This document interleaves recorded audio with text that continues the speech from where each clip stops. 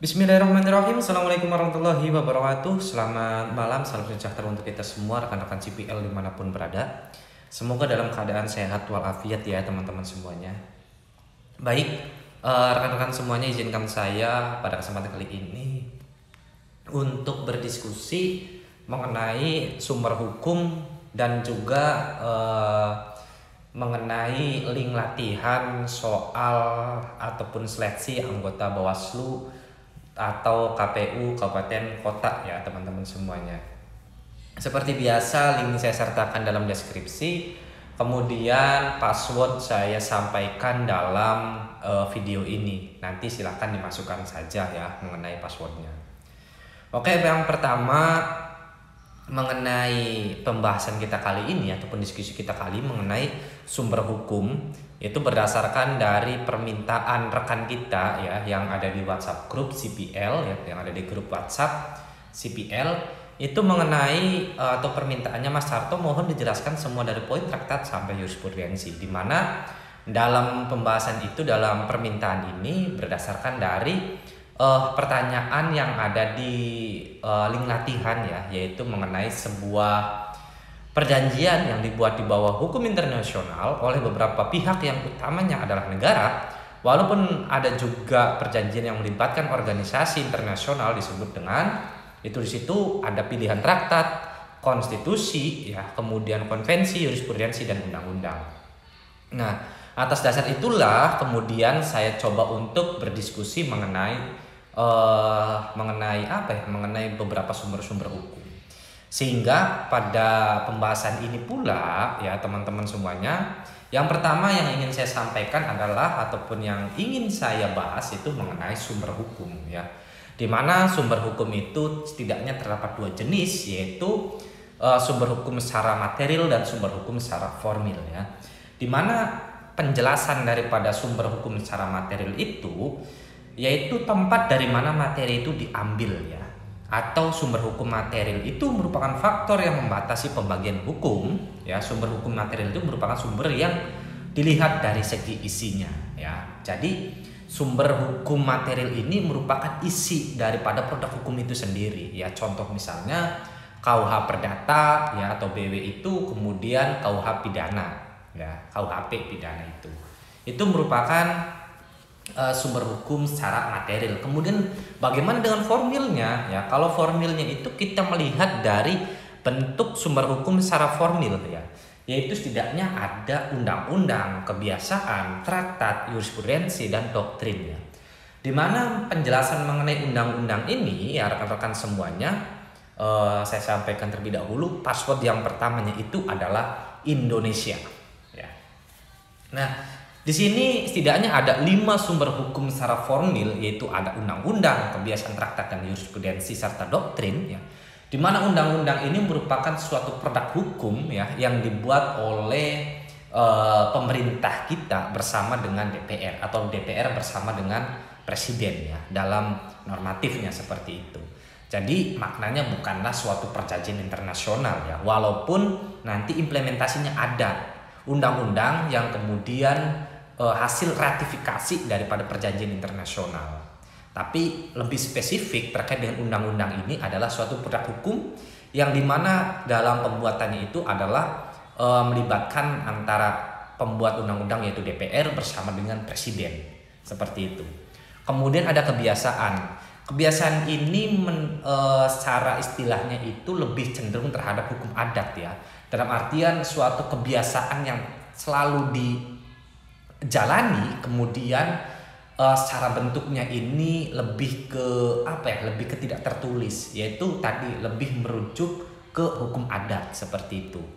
Kemudian ada lagi traktat. Nah, secara pengertian sendiri, traktat itu merupakan perjanjian internasional ya yang dilakukan oleh dua negara atau lebih ya, di mana negara tersebut itu melakukan suatu perjanjian terkait misalnya WNA-nya ya, warga negara asing yang ketika memang saling berkunjung itu bagaimana, ataupun terkait dengan investasi, maka itu ada perjanjian internasional. Nah, itu definisi daripada traktat, yaitu perjanjian internasional yang kemudian hasil daripada perjanjian internasional ini sekiranya agar bisa berlaku di Indonesia, maka itu dilakukan ratifikasi ya.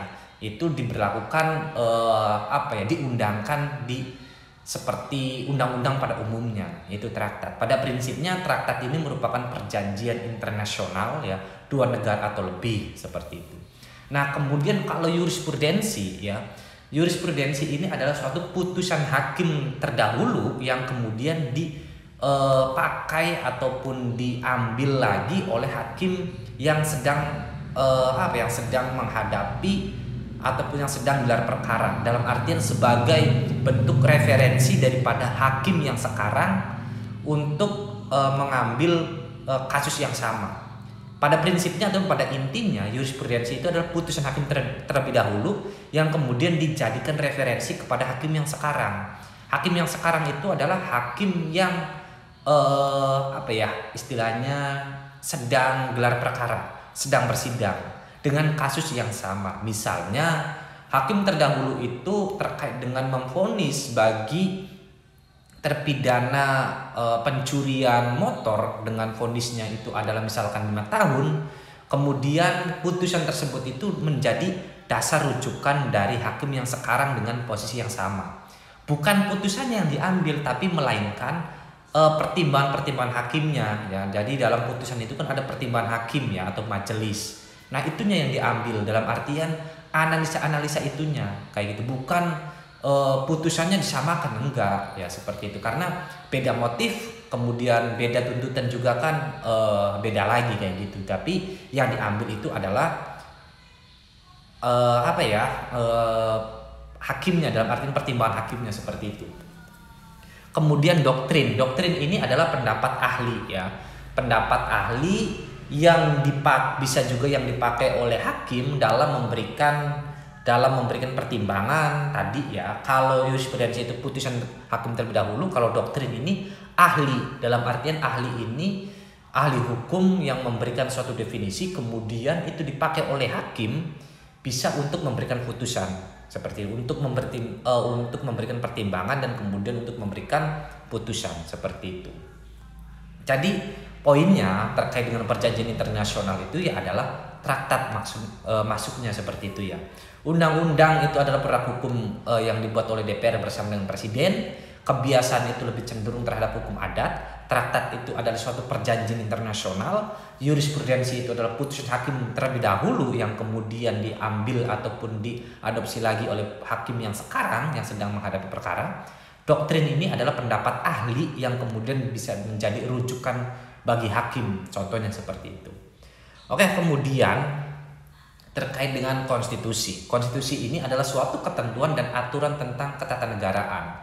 Ya, ataupun menurut Profesor Jim Lee Asidik itu konstitusi merupakan pengertian peraturan tertulis, kebiasaan dan konvensi-konvensi kenegaraan yang menentukan susunan dan kedudukan organ-organ negara, mengatur hubungan antar organ negara dan aturan tentang hubungan organ negara dengan warga negara.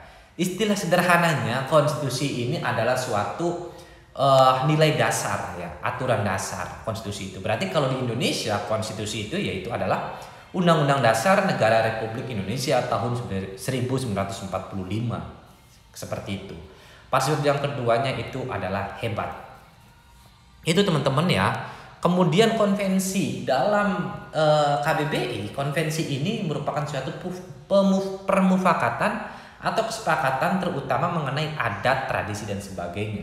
Atau dalam istilahnya yang saya pahami sejauh ini konvensi itu suatu bentuk permufakatan ya, ataupun kesepakatan dari beberapa organisasi ya, kemudian memberikan suatu kesepakatan atau rumusan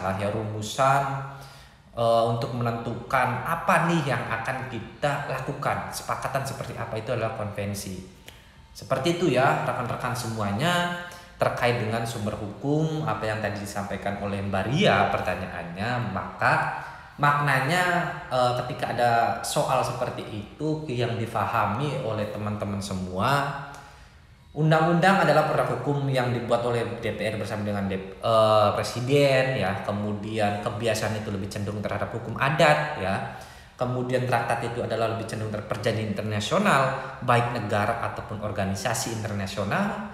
Kemudian jurisprudensi itu adalah mengenai putusan hakim terlebih dahulu, dan doktrin adalah pendapat ahli ya. Oke, itu saja yang bisa saya sampaikan. Semoga bermanfaat tentunya, dan semoga rekan-rekan semuanya lolos dalam seleksi tes tertulis dan tes psikotes ya. Nanti akan dilanjutkan tes wawancara dan tes kesehatan. Semoga terpilih menjadi penyelenggara pemilu tingkat kabupaten kota ya di tahun 2003 ini.